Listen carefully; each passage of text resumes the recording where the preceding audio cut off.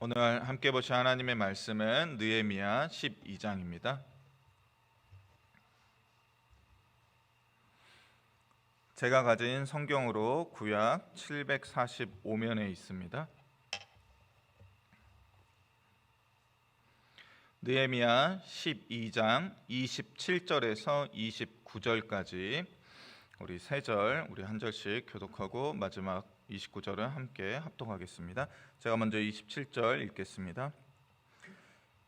예루살렘 성벽을 봉헌하게 되니 각 처에서 레위 사람들을 찾아 예루살렘으로 데려다가 감사하며 노래하며 재금을 치며 비파와 수금을 타며 즐거이 봉헌식을 행하려 하매, 이에 노래하는 자들이 예루살렘 사방들과 느도바 사람의 마을에서 모여들고, 함께 읽겠습니다.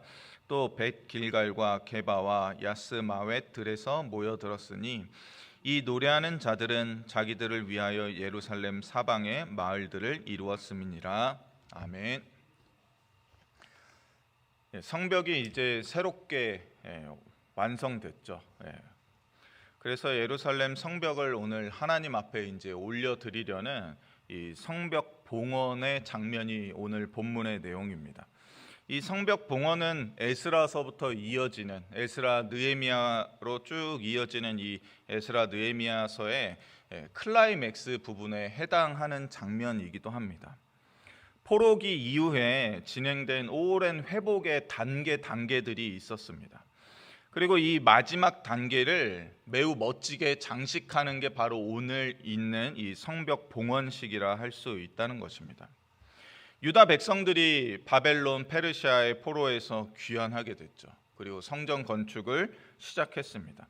그로 인하여서 이제 하나님께서 이스라엘을, 유다들을 다시 회복하겠다 하신 이 말씀이 응하여지고 있습니다.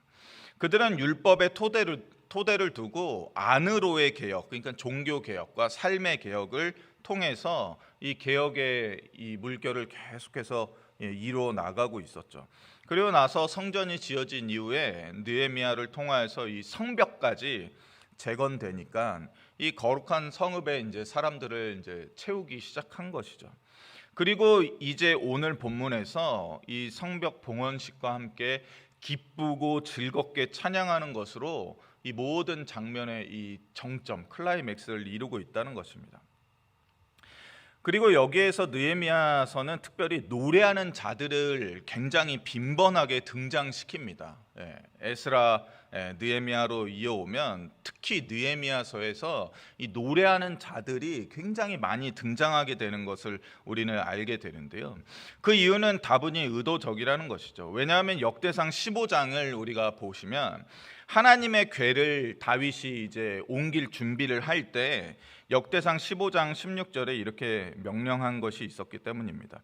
다윗이 레위 사람의 어른들에게 명령하여 그의 형제들을 노래하는 자들로 세우고 비파와 수금과 재금 등의 악기를 울려서 즐거운 소리를 크게 내라 했던 이 명령이 있었기 때문입니다.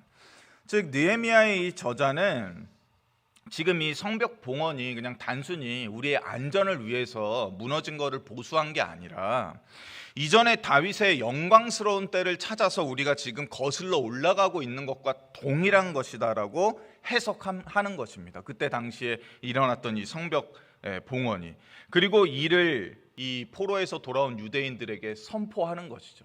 지금 단순히 우리가 살기 힘드니까, 성벽이 무너져 있으면 외부 침입도 있고 도둑도 들 수 있으니까 우리가 성벽을 재건한 것이 아니라 지금 우리는 다윗의 영광스러운 때로 다시금 돌아가는 그 회복의 시기를 살고 있는 것입니다라고 해석하고 이것을 유다인들에게 선포하고 그것을 책에 기록해 놓고 있는 것입니다. 즉 역대기, 에스라, 지금 오늘 이제 마지막으로 읽게 된 이 느헤미야는 완전히 이스라엘이 멸망하지 않았습니까? 북이스라엘뿐만 아니라 남유다까지도 완전히 멸망하고 성벽은 회파되고 성전은 다 허물어졌던 이 완전히 멸망하여서 마치 모든 이 이스라엘 백성들이 포로 생활을 하듯이 완전히 무너져 버린 이 멸망한 이스라엘이 지금 어떻게 다시 회복되어 가고 있는지, 또 앞으로 어떻게 회복될지를 이 포로기 이후의 독자들에게 잘 알려주고자 의도적으로 노래하는 자들을 등장시켰다는 것이죠. 특히 에스라 느헤미야는 읽기에는 단순해 보이고 짧은 책이지만 이 에스라 느헤미야는 역사서이지만 재밌게도 역사적인 시간 순서대로 단순히 이 사건들을 나열하지 않았습니다. 살펴보면 공부해보면 굉장히 어려운 책이기도 하는데 순차적으로 몇 년도에 있었던 일, 그 다음 연도 이렇게 기록했을 것 같잖아요. 아니요, 뒤죽박죽 섞여 있습니다. 그리고 이 나름의 확고한 목표와 목적을 가지고 의도적으로 사건과 사건을 이렇게 배열하고 또 시간상으로 차이가 많이 나는 사건을 바로 붙여서 마치 이것이 빨리빨리 이루어진 것처럼 그렇게 의도적으로 기록해냈거든요. 그래서 이스라엘의 이 회복이라는 것이 유다 백성들이 귀환하고 성전을 제2성전을 짓고 그리고 성벽을 완성하고 이 봉헌하는 모든 일들, 그리고 그 안에 일어났던 종교 개혁과 삶의 개혁이 매우 가까이에서 짧은 시기 안에 빠르게 이어서 진행된 것처럼 보이도록 그렇게 성경을 저술했습니다. 이를 통하여서 그 목적과 목표를 더 빨리 이룰 수 있도록 한 것이죠. 그래서 우리 성도분들도 보신 적이 있을 텐데 한국의 근대사 뭐 이렇게 소개하는 그런 영상이나 뭐 이런 거 보면 스냅 사진으로 그 1950년도부터 일어났던 일을 착착착착 넘겨갖고 2023년 탁 해갖고 딱 끝나는 1분 안에 그 수십 년의 역사를 이렇게 짧은 시간에는 보여주는 그런 스냅 사진 방식의 그런 어떤 것들을 우리가 생각해 보면 됩니다. 그러면 마치 1950년도가 바로 어저께처럼, 그리고 2023년도가 됐더니 완전히 한강의 기적 막 그리고 싹 바뀐 것처럼 그렇게 보여주는 방식을 에스라 느헤미야서는 택하고 있죠. 이 역사라는 것은 사실 10년을 살아도 20년을 살아도 굉장히 많은 사건들이 복잡하게 얽혀 있기 때문에 일어난 모든 사건들을 다 일기장에 기록하면 어떻게 합니까? 나중에 그 목적과 방향성을 잃어버리게 되죠. 그래서 쓸데없는 거는 다 빼고 에스라 느헤미야서 저자는 자기가 원하는 이 목적과 목표에 맞게 이 성경을 잘 썼다는 것입니다. 즉 이스라엘에서 성전 예배가 다시 회복되고 이 회복되는 과정을 질서정연하게 보여줌으로써 자기 백성을 향한 하나님의 이 주권적인 섭리들이 지금 역사 안에서 차례차례 잘 일어나고 있는 것이라는 사실을, 지금도 그들 안에서 하나님의 이 목적들이 잘 성취되어 가고 있다는 사실을 이 역사의 어지러운 시기, 이 포로기에서 돌아와서 이 무너진 이스라엘 안에서 살아가니 얼마나 번잡스럽고 해야 될 게 많았겠습니까? 정신이 없었을 것입니다. 그러나 그 역사를 잘 정리함으로써 지금 이렇게 어지러운 시대 상황 가운데서도 하나님의 섭리가 차곡차곡 순서대로 잘 진행되어 가고 있습니다. 확신하십시오라고 말하고 있는 것입니다.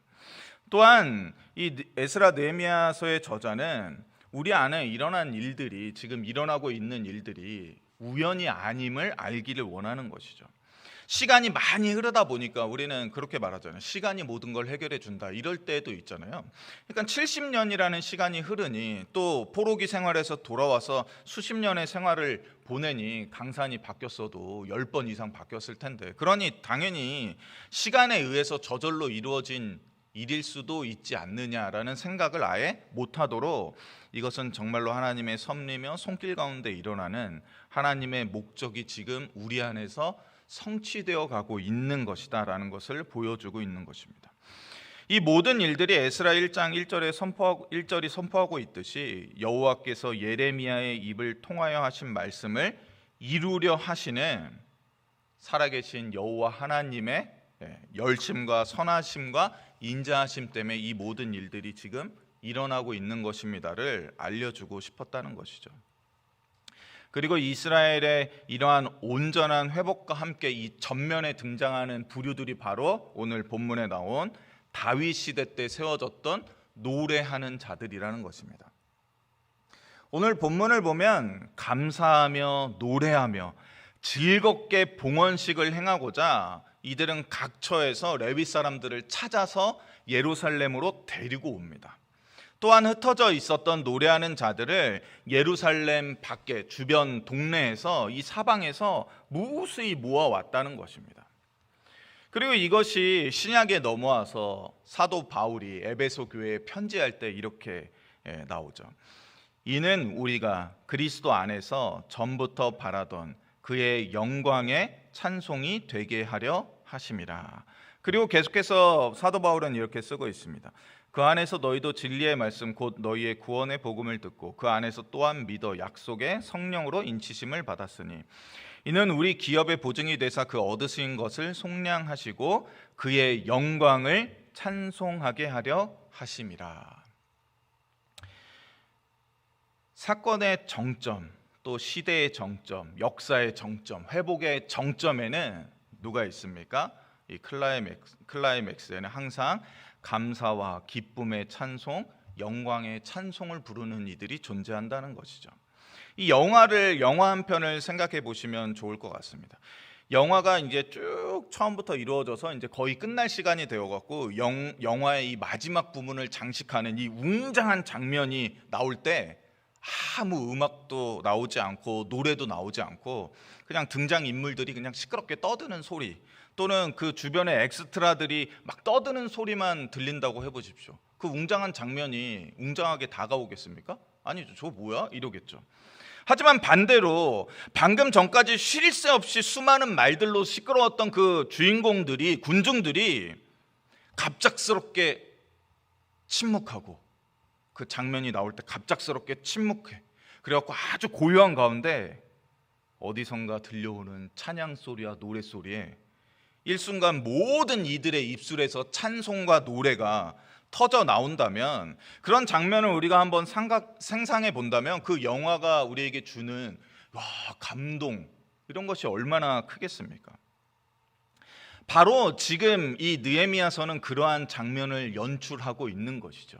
어저께까지는 뚝딱뚝딱 막 시끄럽게 벽돌 갈고 막 힘들다고 막 소리치고 막 한 손에는 무장을 하고 한 손에는 벽돌을 옮기면서 막 일하고 땀 뻘뻘 흘리고 여기저기에서 말소리가 들리고 시끄러운 소문들이 들리고 막 어지러웠던 그 모든 어제까지의 일들이 다 맞춰지고 고요한 가운데 성벽 봉헌식을 할 때 노래하는 자들이 수많이 모여서 하나님을 크게 찬양하는 그 장면을 대할 때 거기에 섰던 이스라엘 사람들이 얼마나 감동을 받았을지 우리는 상상해 볼 수 있다는 것입니다.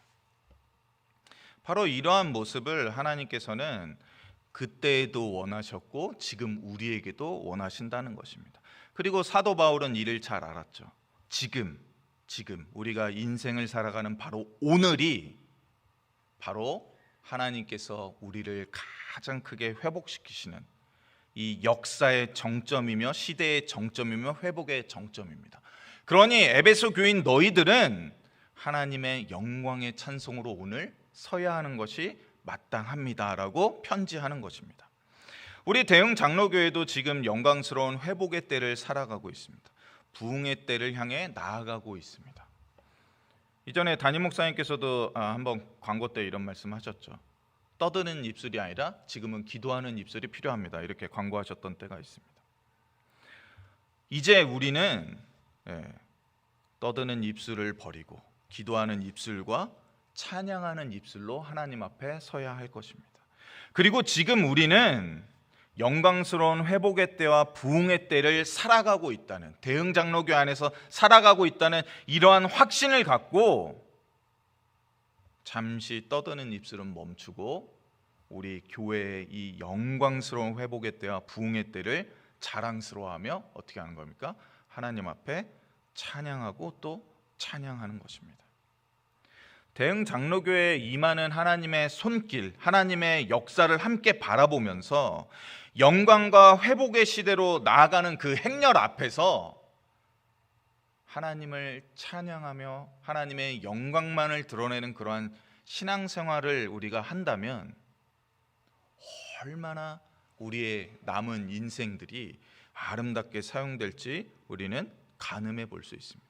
근데 그렇지 않고 그 영광스러운 회복과 이 부흥의 시대의 이 물결이 하나님의 손에 의해서 흘러가고 있는데 그 주변부에서 또는 맨 뒤에서 떠들며 말을 만들어내며 핑계를 대며 남을 헐뜯고 이런 말을 한다면 우리의 신앙생활의 이 마지막이 얼마나 부끄럽겠습니까?